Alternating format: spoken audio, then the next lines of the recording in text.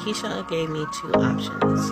The first one was, because they were a bariatrics center, to get a gastric sleeve. And her point to do it was so I can lose weight quicker in order for me to get the surgery done faster. See, I can't do a whole, is it Risa Tisa? I can't do one of those because I got one of these with his cameo. I chose not to do the sleeve because I didn't want to have two surgeries. I just wanted to get the hernia repaired. I know that as soon as I can get my hernia repaired, I can get back to working out and losing weight won't be so bad. So I decided to go ahead and take the phentamine. Now, the phentamine was okay. I realized that I can't take the entire phentamine, and it's a very, very small pill. It's like literally that small, but it packs a powerful punch. When I took the phentamine, it put me in a space where my heart was pumping really, really fast, and I never really liked that feeling ever. So instead of taking a full one, I started to break them in half, and that's when I started to try to inspire people on my TikTok page. I figured I had to be creative while I was taking my journey and trying to get back healthy again. So I would go to the parks and walk about 3 to 5 miles a day on phentamine after I dropped off my son at the daycare. I started using phentamine in September and stopped using it in January. And during that time when I was using the phentamine, my business was starting to slow down a lot.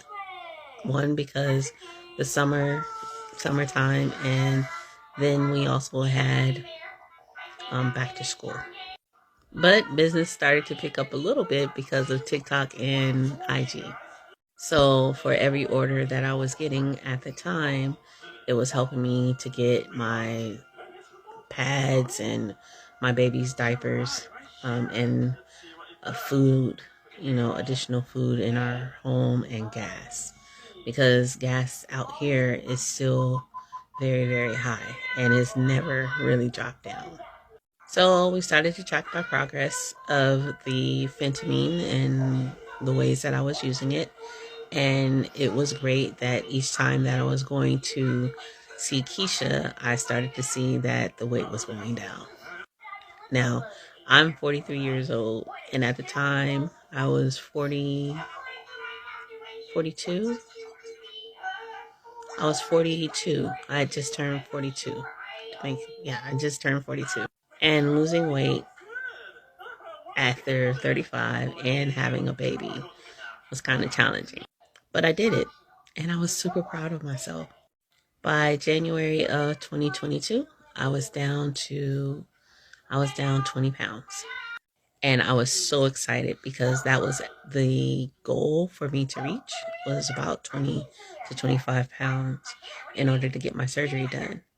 And in January of 2023, I gave them a call because I was super excited that I was able to get my surgery. I gave the bariatrics company a call, and they told me that they no longer accepted my insurance. Sonia, let me answer your question. I have no idea how they can just drop someone out like that and not give them a referral.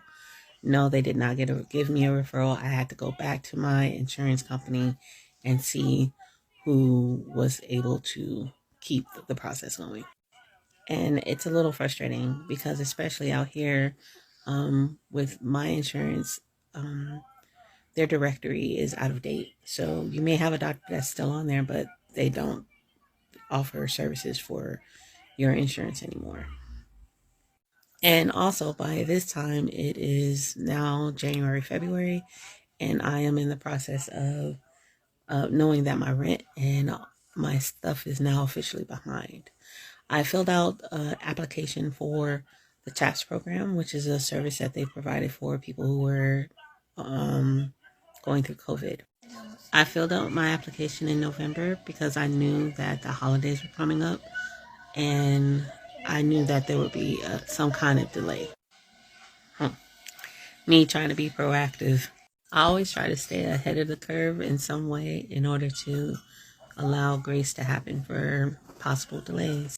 At the time, I had a lymphoma, which is a big fat pocket that grew on my groin, and I needed to find a doctor that could remove it.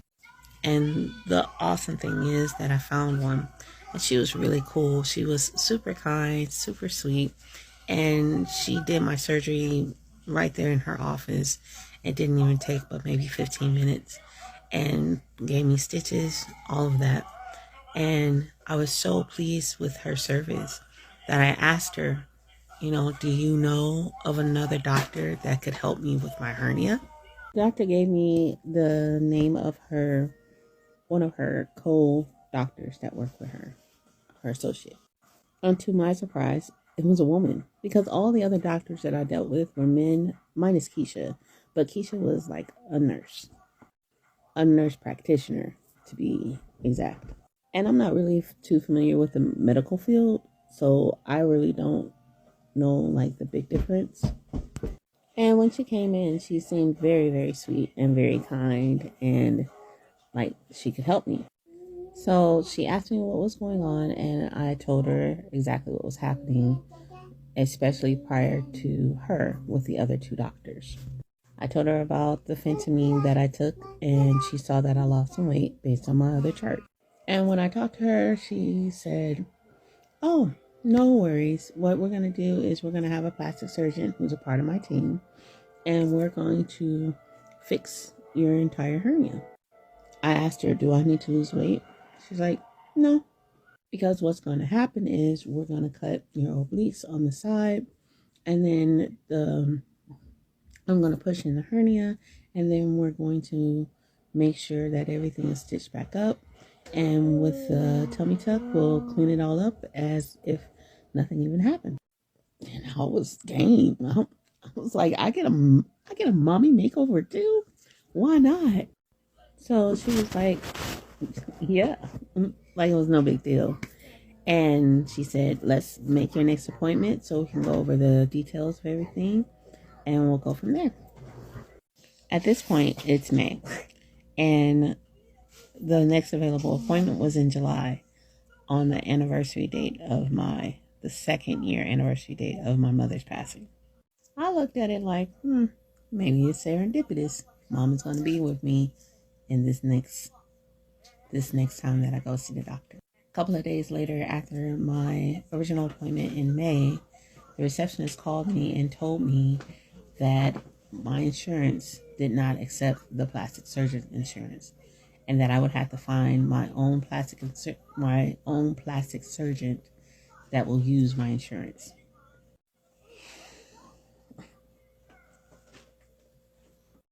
I live in Las Vegas, and it's Vegas.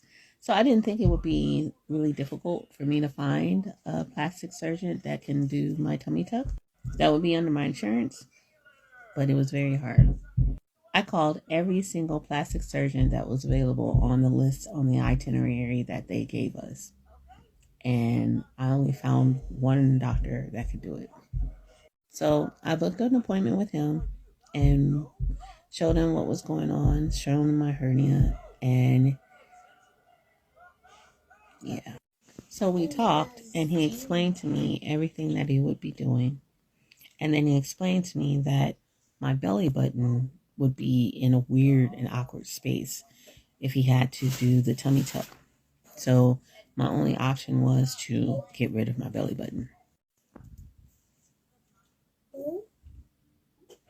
I literally had a full meltdown when he said that. And it wasn't because of my belly button, but it was the mere fact that that's the only physical thing that I still have connected to my mom.